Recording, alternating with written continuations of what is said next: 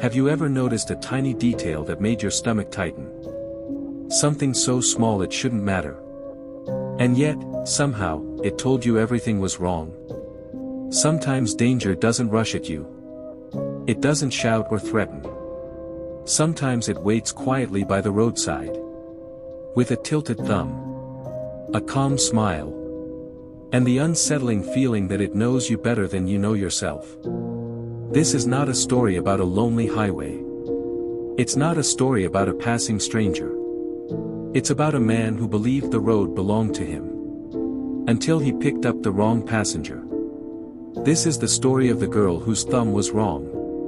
Open book the story. Russell Pritchard noticed her thumb before he noticed her face. It was angled incorrectly, 45 degrees instead of the practiced 90 every hitchhiker learned out of necessity. It wasn't the gesture of someone desperate for a ride. It was the gesture of someone who expected to be picked up. 23 years on the road had taught Russell to read bodies before faces. And this body felt wrong. Still, he pulled over. The Nevada sun sat exactly where he liked it, hours from setting, giving him just enough daylight to reach the stretch of highway where cell signals died and patrols changed shifts. The place where things disappeared. She approached without urgency, boots worn but steady, her movements calm, deliberate, like someone keeping an appointment. When she climbed into the cab, she said only one word. Reno. Not a question. Russell catalogued her automatically. No visible tattoos. No piercings. Clean nails. Steady hands. Details he would need later, for before and after. But she didn't reach for the seatbelt. That was another wrong note. They drove in silence. Russell preferred it that way. Silence gave him time to build the mask, the harmless driver, the bottled water, the quiet kindness. He didn't need chemicals.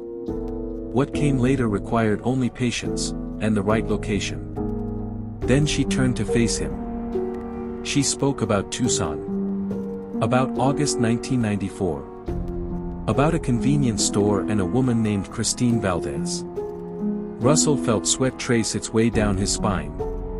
She described a daisy tattoo. A scratch on his arm. Words he had never spoken aloud, thoughts that had lived only in the locked compartments of his mind. The CB radio crackled. And then Russell heard his own voice coming through the speaker. His private confessions. His unfinished thoughts. He struck her. She didn't fall. He struck her again. She blinked, and smiled. When he grabbed the hammer, she caught his wrist mid-swing. Her grip was impossibly strong. She told him his count was wrong. He'd missed one. The engine began to fail. The temperature climbed. The road he knew by heart turned hostile. And when mile marker 108 appeared, the place where his stories always ended. This one didn't. She wasn't alone. There were 3 of them now. Identical faces. Different names. Endless patience. They tied him to the same marker he had used for others. Under the same sun. In the same silence. When his shadow disappeared beneath him, the vultures began to circle.